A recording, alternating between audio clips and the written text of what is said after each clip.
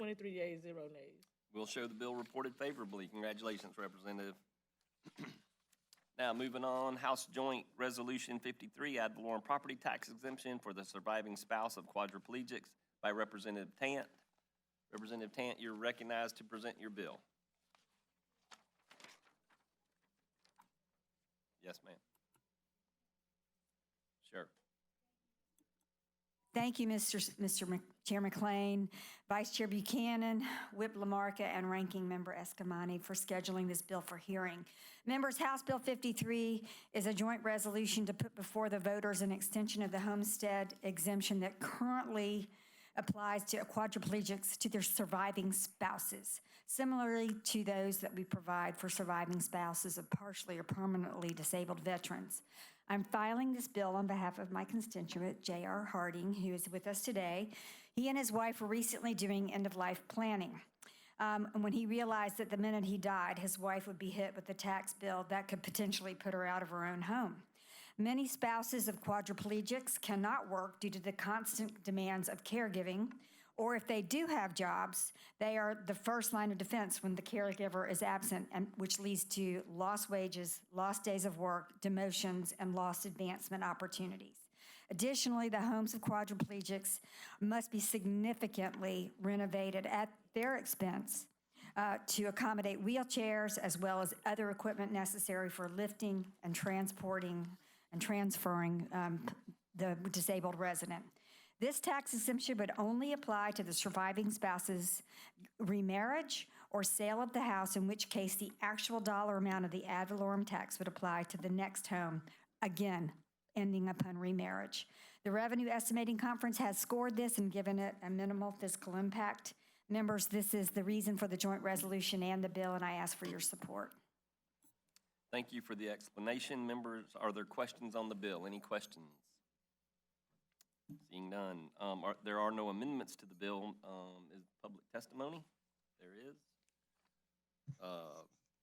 Dr. J.R. Harding, you're recognized.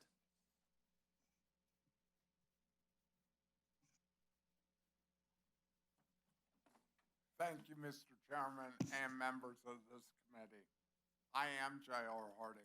I've been living with quadriplegia for 40 years.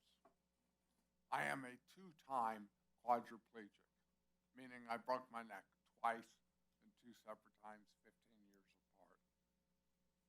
I work full-time. I do some consulting to meet extra needs. I volunteer, and I am married for 17 years. I'm here today to ask for your support for this bill. It's good public policy. It's based on current laws and exemptions that apply to our first responders and veterans. It's codified in 196081. Some of you may or may not know, but independent living for quadriplegics are significantly expensive. It's a challenge. It's a challenge on a number of levels, primarily financially. And this challenge is because we choose work rather than our state and federal benefits. The ADA does not apply to private home ownership. I was lucky enough to be able to move home temporarily after the hospital and then spent the next 10 years on a college campus because it was the only place that I could find reasonable accommodations. When I purchased my home 25 years ago, a modest 3-bedroom, 2-bathroom home, ranch style, theoretically easy to modify. It was an additional $80,000 on the cost of the home, just for a ramp, a bathroom, some wider doorways, and some tile on the floor. In fact, 25 years later, a third of the home is still not modified, still not accessible, because I could not afford to do it then, and I can't do it today. That's because of the ongoing challenges of living with quadriplegia. I spend over $60,000 a year just to get out of bed, go to the bathroom, and take a shower every day. Now, I could go on about my challenges, but I'm here for my wife.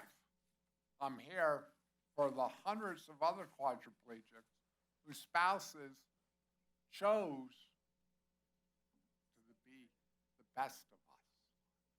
Those who took their vows seriously. Those who chose to stick with us for sickness, wellness, and in health. My independence, my work, my career, and my leisure opportunities are directly related to the sacrifices my wife makes. In fact, during COVID, we all remember that. She was that first line of defense. She was the one getting me out of the bed, helping with my catheterization, getting me showered, because there was no home health care personnel to be hired. Spouses for quadriplegics cannot have careers because of these contributions. Their selfless love, they're the glue that keeps it together. They are our lifeline. And my wife frequently reminds me that she too is disabled. She has to share in those challenges. Our home, with the aides coming in constantly, whether she has to wake up at 3 in the morning to fix a problem or to make sure they arrive so I could be here at this committee meeting or at work, right? Or at 10 o'clock at night. Picking up after them. And all of those house chores that I'm not able to do, that she has to do, right? This is done out of love, out of commitment. Therefore, I'm asking you not to rudely remind my spouse and many other spouses each year that we are passing with a tax that was not there in the first place. I thank you for your support, and this is good policy. Thank you for your testimony. Dr. Akinyemi?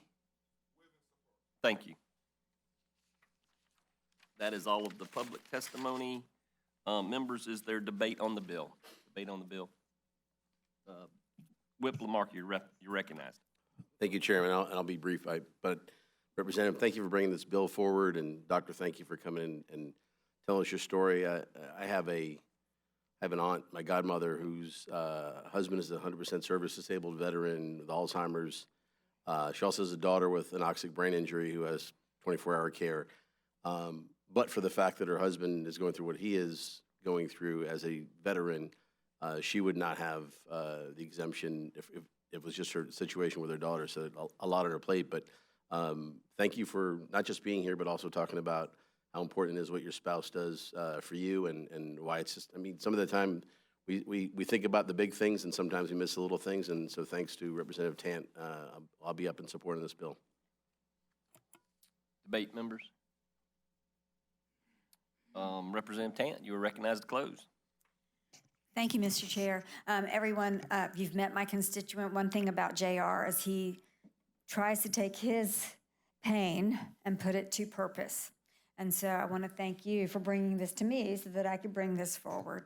And wanted to also say that the Property Appraisers Association supports the bill. So with that, I close and humbly ask for your support. Rosa, please call the roll on HJR 53 and announce the vote, please. Chair McLean. Yes. Vice Chair Buchanan. Yes. Majority Whip Lamarcka. Yes. Ranking Member Escamani. Yes. Representatives Alvarez. Yes. Bankson. Yes. Barnaby. Yes. Burfield. Yes. Campbell. Yes. Caruso, Yes. Casella, Yes. Duggan, Yes. Fabricio, Yes. Hart, Yes. Holcomb, Yes. Killebrew, Yes, ma'am. Rayner, Yes. Roach, Yes. Robinson, Yes. Roth, Yes. Soroy, Yes. Smith, Yes. Tant, Valdez, Yes. 24 yeas, 0 nays. Members, by your vote, will show the HJR 53 reported favorably. Representative Tant, you're recognized to present House Bill 55, the companion to the HJR. Thank you, Mr. Chair. I pretty much described all of that in the joint resolution presentation as well, so I will waive further comment at this time. Just ask for your support. Are there questions? There are no amendments to the bill. Public testimony, Dr. Ikanyemi? Thank you. That's the public testimony. Is there any debate on the bill? Seeing none, you're recognized to close.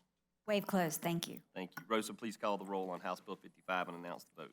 Chair McLean. Yes. Vice Chair Buchanan. Yes. Majority Whip LaMarca. Yes. Ranking Member Escamani. Yes. Representatives Alvarez. Yes. Bankson. Yes. Barnaby. Yes. Burfield. Yes.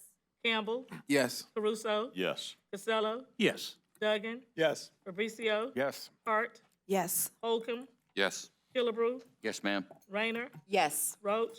Yes. Robinson. Yes. Roth. Yes. Soroy. Yes. Smith. Yes. Tant. Yes. Valdez. Yes. 24